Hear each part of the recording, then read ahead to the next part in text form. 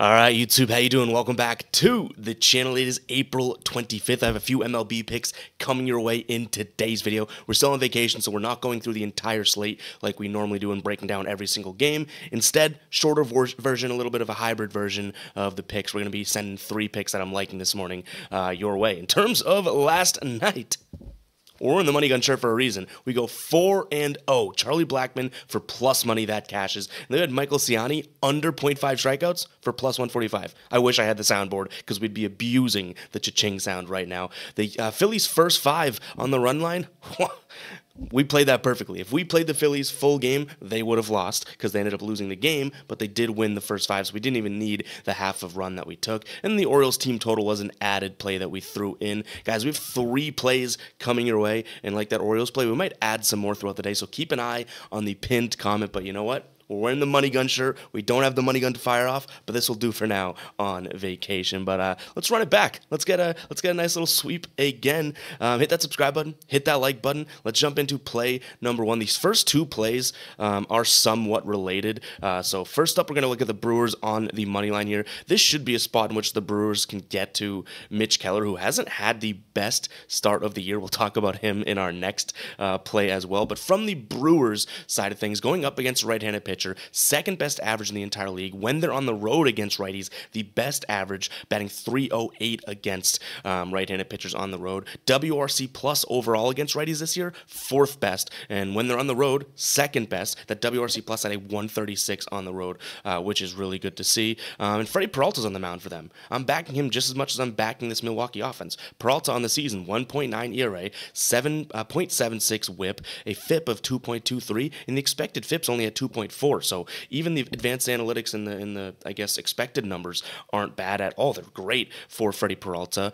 He has struggled against the Pirates in the past. It's a little bit of my concern here, but nonetheless, I do think that sort of equals out with the fact that the Brewers should be able to tag up on Mitch Keller, who really hasn't had the best of seasons so far. But again, Peralta has kind of struggled in his last 3 starts against the Pirates here. 5 1/3 average pitch, 3 hits allowed, but the earned runs are up at 3. So we don't want him to have, 3 earned runs through 5 innings and then we're kind of playing catch up the rest of the game.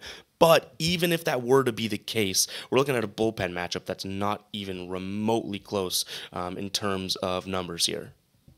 And the Brewers' bullpen is a little bit taxed. I believe their closer went yesterday, but no one has really gone multiple days in a row here, so hopefully that's a good thing. But even with them being taxed, I still would take that bullpen over the Pirates' bullpen, who also has a few arms that probably won't pitch today.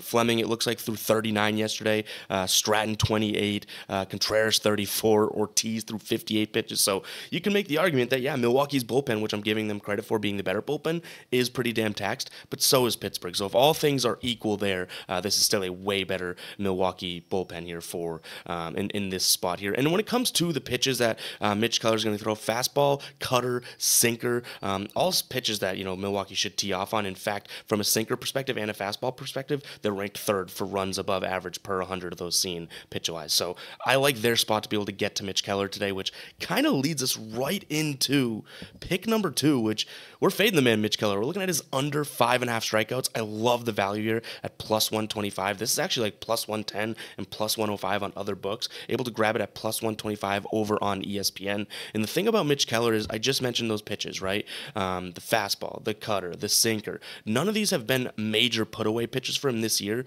He's only gone over this line 1 time this season, and it was against Detroit. Okay, I'm not going to sit here and say that Detroit is a huge strikeout team, but the Brewers haven't necessarily been either. Kind of middle of the pack here. They've had some guys strike them out a bunch. I'm not going to hide from that, but they were more caliber, for most part, more caliber and strikeout-esque pitchers than Mitch Keller. And when you look at this lineup against right-handed pitchers, most guys, their K percentage drops. So all of the 9 guys that are starting today, only 3 of them have a higher K percentage against righties than they do on their season average. And their fastball, like I said, they already tagged that really well. The sinker they don't strike out much against. If he's going to have his cutter going, sure, and he throws a slider, every now and then, like 10% of the time. If his cutter is going, then yeah, this will be tough. But we're still asking for 6 strikeouts from Mitch Keller, a guy that's averaging, with that 9-game strikeout included against Detroit, averaging still 5 strikeouts per game over 5 starts this year. So I don't necessarily think he's going to come out there and absolutely fan these Milwaukee bats. And I'm expecting Milwaukee to get to him,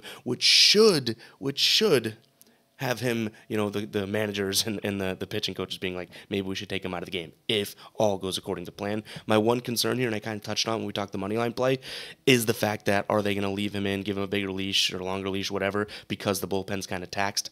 Could be, but we're hoping for the best over here. All right, and let's jump into play number 3. We're looking at the Phillies' first 5 money line. We ran with them plus the half run yesterday. We're going right back to them in this first 5 here today. They should be able to beat this Cincinnati team yet again. Zach Wheeler on the mound for the Phillies, who I always say is like one of the most underrated pitchers in the entire league. This season, 6 2/3 average pitch, ERA at 2.3, WHIP at 0.89, the FIP at 2.42. And you guys that I like to look at the expected FIP too. Expected FIP at 2.69. So very good there. Going up against Nick Martinez, who obviously has had some good starts this year, but has not looked good in his. Actually, I don't even know if he has had a good start this year. He looked good through a few innings, and then eventually, whoever they played in game number 1 was the Angels at the Nationals. Absolutely got to him. Final stat line of 6 hits, 3 earned runs with 1 home run let up. I think the Phillies, though their bats, I'm not going to sit here and tell you their bats are on absolute fire, because look at what's happening in these games, right? They're kind of jumping off to a 2-0 lead, and then whoever they're playing is coming back and beating them in some cases. I think that's the type of thing that could happen today, but if we're going Zach Wheeler versus Nick Martinez, I'm taking Zach Wheeler all day, and that's why we're isolating the first 5 there. Nick Martinez has not had the best start to the year, like I said. He's looked good at times, which maybe he'll look good because his Phillies offense is kind of sketchy, but we're only looking at the first 5 here. They can go out and score 1 run, and perhaps the Cincinnati doesn't even score 1, right? So I'm not looking for a team total, not looking for a million runs, backing Zach Wheeler in this spot here, which I do think that the Phillies offense can keep up with Cincinnati, with those pitchers being the great equalizer in a sense.